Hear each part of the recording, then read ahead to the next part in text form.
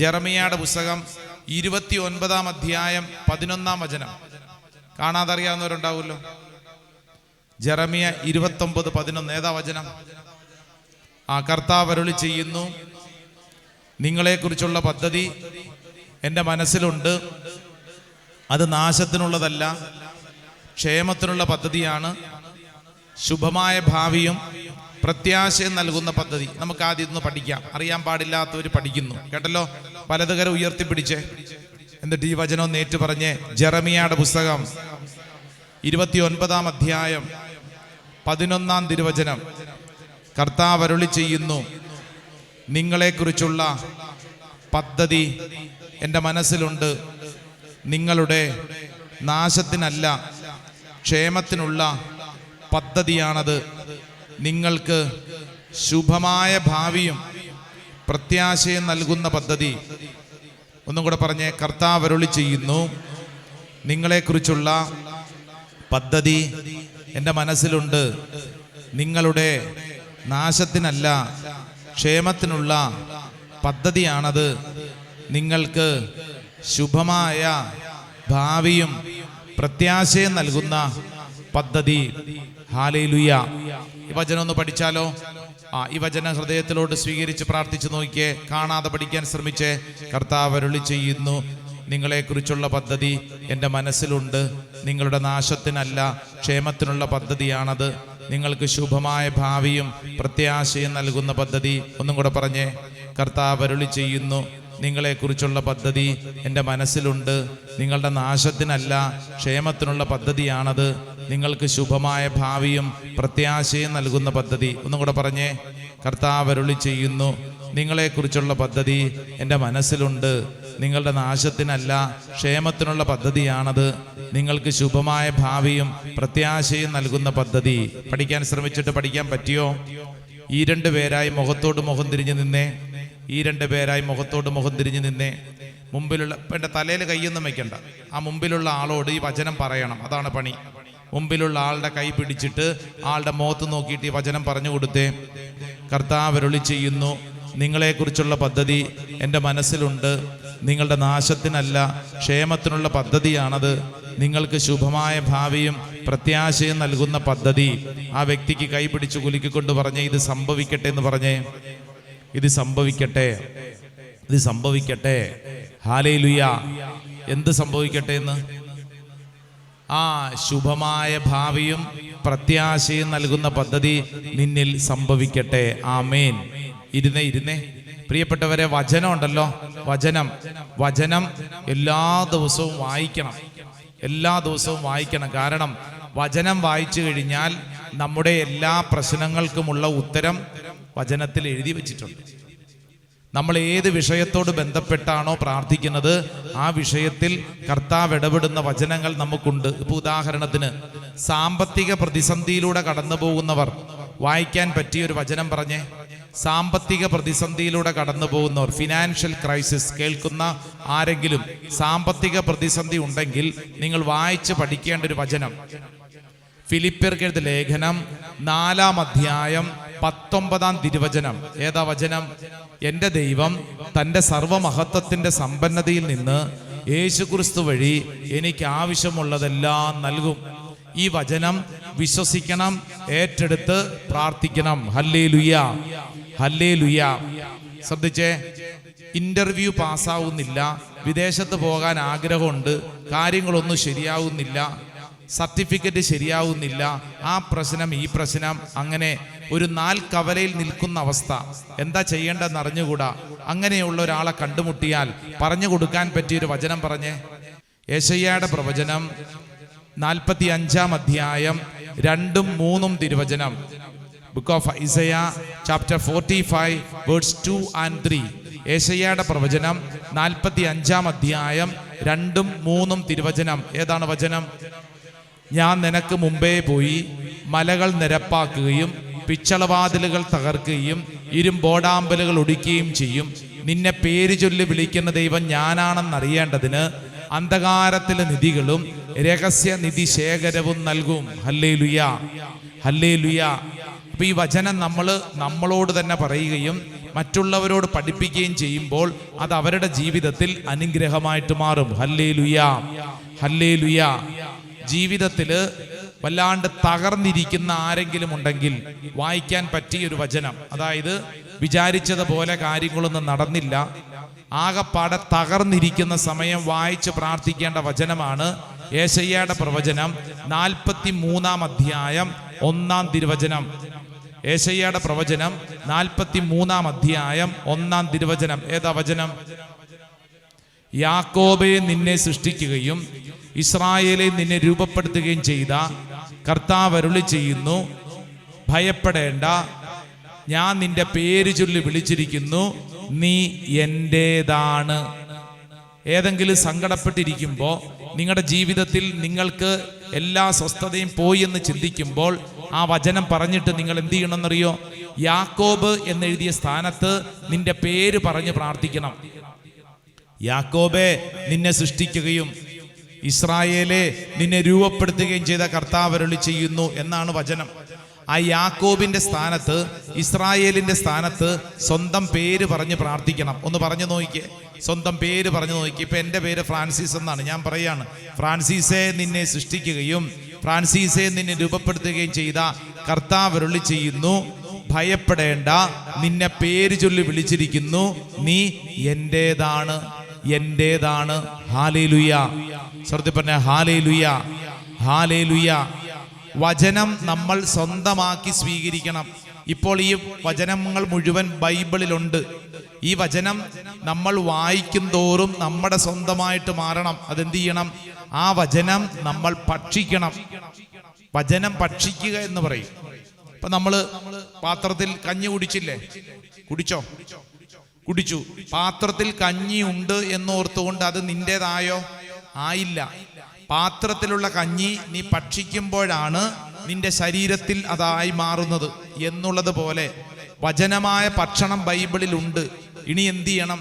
അത് പെറുക്കി നമ്മൾ ഭക്ഷിക്കണം, നമ്മുടെ സ്വന്തമായി സ്വീകരിക്കണം. Hallelujah, hallelujah. ലൂക്ക 1:35.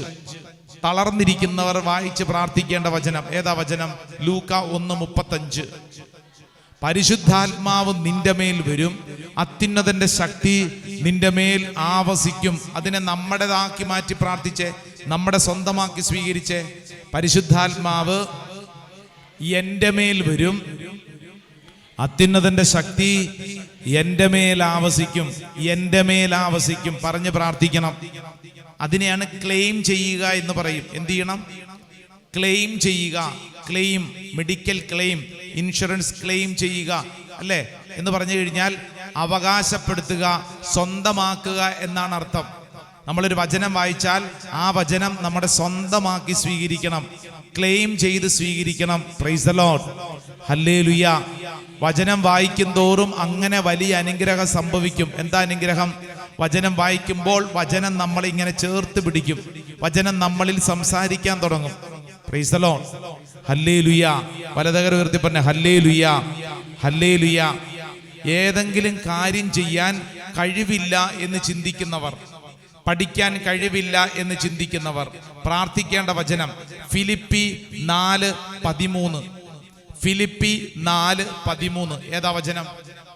ഫിലിപ്പി 4:13. അതായത് പഠിക്കാനായിട്ട് എനിക്ക് കണക്ക് പഠിക്കാൻ കഴിവില്ല, എനിക്ക് ഇംഗ്ലീഷ് അറിഞ്ഞുകൂടാ, എനിക്കിത് ചെയ്യാൻ കഴിവില്ല. നമ്മുടെ മക്കൾക്ക് അങ്ങനെ ഉണ്ടാവും. ഇപ്പൊ ഇവിടെ ഇരിക്കുന്ന ആർക്കെങ്കിലും വണ്ടി ഓടിക്കണമെന്ന് ആഗ്രഹമുണ്ട്, പക്ഷെ പേടി, വണ്ടി ഓടിച്ചു കഴിഞ്ഞാൽ വല്ല അപകടം സംഭവിക്കുമോ, എനിക്ക് വണ്ടി ഓടിക്കാൻ പറ്റുമോ എന്ന് പേടി. ഫിലിപ്പി 4:13. ഏതാ വചനം എന്നറിയോ? എന്നെ ശക്തനാക്കുന്നവനിലൂടെ എല്ലാം ചെയ്യാൻ എനിക്ക് സാധിക്കും. കണ്ടോ? എന്നെ ശക്തനാക്കുന്നവനിലൂടെ എല്ലാം ചെയ്യാൻ എനിക്ക് സാധിക്കും. എനിക്ക് കഴിവില്ല, പക്ഷേ എന്നെ ശക്തനാക്കുന്നവനിലൂടെ അത് ചെയ്യാൻ കഴിവുണ്ട്. ശ്രദ്ധ പറഞ്ഞ ഹല്ലേലൂയ. അപ്പൊ വചനം നമുക്ക് ശക്തി നൽകും. ഹല്ലേലൂയ. ഒരിക്കല് ഒരു ജോലി മേഖലയിൽ പ്രമോഷൻ കിട്ടണം. അയാൾ എന്നോട് പറഞ്ഞത്, അച്ഛാ എനിക്ക് പ്രമോഷൻ കിട്ടേണ്ട സമയം കഴിഞ്ഞു, പക്ഷെ എൻ്റെ കൂട്ടത്തിലുള്ളവർ എന്നെക്കുറിച്ച് ഇല്ലാ കഥകൾ പറഞ്ഞ് എൻ്റെ പ്രമോഷൻ തടഞ്ഞു വെച്ചിരിക്കുകയാണ്. ഞാൻ എന്ത് ചെയ്യും? 24 മണിക്കൂറും എൻ്റെ തലയ്ക്കകത്ത് എന്നെക്കുറിച്ച് ഇല്ലാക്കഥകൾ പറഞ്ഞ് എനിക്കെതിരെ റിപ്പോർട്ട് ചെയ്യുന്നവരാണ് എൻ്റെ മനസ്സിൽ വരുന്നത്. അവരോട് എനിക്ക് അരിശം തോന്നുന്നു, അവരോട് എനിക്ക് വിഷമം തോന്നുന്നു. ഞാൻ എന്ത് ചെയ്യും? ഈ മനുഷ്യൻ സങ്കടപ്പെടുവാണ്. പ്രാർത്ഥിച്ചപ്പോൾ കർത്താവ് തന്ന വചനം യെശയ്യായുടെ പ്രവചനം 22-ാം അധ്യായം 22-ാം തിരുവചനം. ഏതാ വചനം?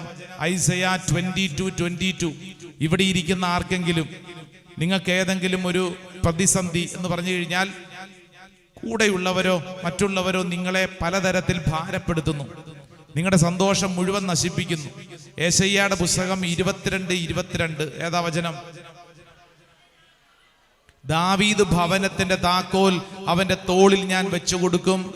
അവൻ തുറന്നാൽ വേറെ ആർക്കും അടയ്ക്കാൻ പറ്റുകയില്ല, അവൻ അടച്ചാൽ വേറെ ആർക്കും തുറക്കാനും പറ്റില്ല.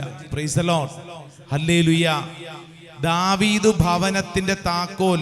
താക്കോലിന്റെ പണി എന്താ? താക്കോൽ തുറക്കാനും അടയ്ക്കാനും ഉള്ളതാണ് താക്കോൽ. ദാവീദ് ഭവനത്തിന്റെ താക്കോൽ അവന്റെ തോളിൽ എന്ന് പറഞ്ഞാൽ യേശുവിന്റെ തോളിലാണ് വെച്ചു കൊടുത്തിരിക്കുന്നത്. യേശുവിന്റെ കയ്യിലാണ് നിന്റെ അനുഗ്രഹത്തിന്റെ താക്കോൽ. നീ ജയിക്കണോ വേണ്ടയോ, നീ അനുഗ്രഹം പ്രാപിക്കണോ വേണ്ടയോ എന്നുള്ളതിന്റെ താക്കോൽ ഈശോയുടെ കയ്യിൽ ഇരിപ്പുണ്ട്. വചനം എന്താ പറയണത്? അവൻ തുറന്നാൽ വേറെ ആർക്കും അടയ്ക്കാൻ പറ്റില്ല, അവൻ അടച്ചാൽ വേറെ ആർക്കും തുറക്കാനും പറ്റിയല്ല. Price the lord, hallelujah. ഇവിടെ ഇരിക്കുന്ന ഓരോ വ്യക്തിയും വിശ്വസിച്ചോണം. ഇത് വചനം നമുക്ക് നൽകുന്ന ഉറപ്പാണ്. രോഗികളായിട്ടുള്ളവർ പ്രാർത്ഥിക്കേണ്ട വചനം. രോഗികളായിട്ടുള്ളവർ വായിക്കണം ജെറമിയ 17:14. ജെറമിയ 17:14. ഏതാ വചനം? കർത്താവേ എന്നെ സൗഖ്യപ്പെടുത്തണമേ, അപ്പോൾ ഞാൻ സൗഖ്യം പ്രാപിക്കും. കർത്താവേ എന്നെ രക്ഷിക്കണമേ, അപ്പോൾ ഞാൻ രക്ഷപ്പെടും. അങ്ങ് മാത്രമാണ് എൻ്റെ പ്രത്യാശ, അങ്ങ് മാത്രമാണ് എൻ്റെ പ്രത്യാശ. രോഗികൾ പറഞ്ഞ് പ്രാർത്ഥിക്കണം. Price the lord, hallelujah. ഇവിടെ ഇരിക്കുന്ന ആരെങ്കിലും കഴിഞ്ഞ കാലഘട്ടത്തിലെ കാര്യങ്ങൾ ഓർത്തോണ്ടിരിക്കുക. നമ്മുടെ മെയിൻ പരിപാടി അതാണ്. ഇന്നലകളിൽ നടന്ന കാര്യങ്ങൾ ഓർത്തുകൊണ്ടേയിരിക്കുക. അങ്ങനെയുള്ളവര് പ്രാർത്ഥിക്കേണ്ട വചനം യെശയ്യായുടെ പ്രവചനം 43-ാം അധ്യായം 18-19 തിരുവചനം. നിങ്ങളുടെ ചെറുപ്പകാലത്തുണ്ടായ സംഭവമാവാം, അല്ലെങ്കിൽ 2 വർഷം മുമ്പ് ഉണ്ടായത്, 5 വർഷം മുമ്പ് ഉണ്ടായത്, അങ്ങനെ തുടങ്ങിയ ഏതെങ്കിലും സംഭവങ്ങളാവാം. നിങ്ങൾക്ക് ഭാരപ്പെടുത്തുന്നുണ്ടെങ്കിൽ വായിച്ച് പ്രാർത്ഥിക്കേണ്ട വചനമാണ് യെശയ്യായുടെ പ്രവചനം 43-ാം അധ്യായം 18-19 തിരുവചനം. 18-ാം വചനം എന്ത് പറയുന്നു? കഴിഞ്ഞ കാര്യങ്ങൾ നിങ്ങൾ ഓർക്കുകയോ പരിഗണിക്കുകയോ വേണ്ട. കണ്ടോ? കഴിഞ്ഞ കാര്യങ്ങൾ നിങ്ങൾ ഓർക്കുകയോ പരിഗണിക്കുകയോ വേണ്ട. നമ്മൾ എന്ത് ചെയ്തുകൊണ്ടിരിക്കുന്നു? കഴിഞ്ഞ കാര്യങ്ങൾ ഓർത്തോണ്ടിരിക്കുന്നു, അല്ലേ? വേറെ ഒരു പണിയുമില്ലല്ലോ. ഇതിങ്ങനെ തലയ്ക്കകത്ത് ഇങ്ങനെ വെച്ചുകൊണ്ടിരിക്കും, തലയ്ക്കകത്ത് ഇതിങ്ങനെ എണ്ണിപ്പെറുക്കിക്കൊണ്ടിരിക്കും. കഴിഞ്ഞ കാര്യങ്ങൾ നിങ്ങൾ ഓർക്കുകയോ പരിഗണിക്കുകയോ വേണ്ട. ഇതാ ഒരു പുതിയ കാര്യം ചെയ്യുന്നു, അത് മുളയെടുക്കും, നിങ്ങൾ അറിയുന്നില്ലേ? വിജനദേശത്തൊരു പാതയും മരുഭൂമിയിൽ നദികളും ഉണ്ടാക്കും. വിജനദേശത്തൊരു പാത എന്ന് പറഞ്ഞാൽ ഒരു വഴിയുമില്ലാത്തിടത്ത് നിനക്ക് വേണ്ടി ദൈവം ഒരു വഴി തുറക്കും. മരുഭൂമിയിൽ നദി ഉണ്ടാക്കും എന്ന് പറഞ്ഞാൽ അർത്ഥം ഒരു വെള്ളത്തിനും നദിക്കും സാധ്യതയില്ലാത്തിടത്ത് നിനക്ക് വേണ്ടി ദൈവം ഒരു നദി ഉണ്ടാക്കും. ഹല്ലേലൂയ. എല്ലാം impossible, but God will make it for you. നിനക്ക് വേണ്ടി ദൈവം തുറക്കും, നിനക്ക് വേണ്ടി ദൈവം തുറക്കും. Price the lord, hallelujah. അങ്ങനെയുള്ളവർ പഠിച്ച് പ്രാർത്ഥിക്കേണ്ട വചനമാണ് ഹബക്കൂക്കിന്റെ പുസ്തകം 1-ാം അധ്യായം 5-ാം തിരുവചനം. ഇന്നലെ പഠിച്ച വചനമാണ്. ഏതാ വചനം? ഹബക്കൂക്ക് 1:5. ഏതാ വചനം? ജനതകളുടെ ഇടയിലേക്ക് നോക്കി നിങ്ങൾ വിസ്മയഭരിതരാകുവിൻ. പറഞ്ഞാൽ വിശ്വസിക്കാനാകാത്ത ഒരു കാര്യം നിങ്ങളുടെ ഇടയിൽ ഞാൻ ചെയ്യാൻ പോകുന്നു. കണ്ടോ? ജനതകളുടെ ഇടയിലേക്ക് നോക്കി നിങ്ങൾ വിസ്മയഭരിതരാകുവിൻ. പറഞ്ഞാൽ വിശ്വസിക്കാനാകാത്ത ഒരു കാര്യം നിങ്ങളുടെ ഇടയിൽ ഞാൻ ചെയ്യാൻ പോകുന്നു എന്നതിന്റെ അർത്ഥം എന്താ? നിന്റെ ബുദ്ധിക്ക് മനസ്സിലാകത്തില്ല, പക്ഷെ ദൈവം നിനക്ക് വേണ്ടി ചെയ്യും. വിശ്വസിക്കുന്ന ഒരു ഒച്ചത്തിൽ ഒരു ഹല്ലേലൂയ പറഞ്ഞേ, അല്പം കൂടെ ഒച്ചത്തിൽ പറഞ്ഞേ.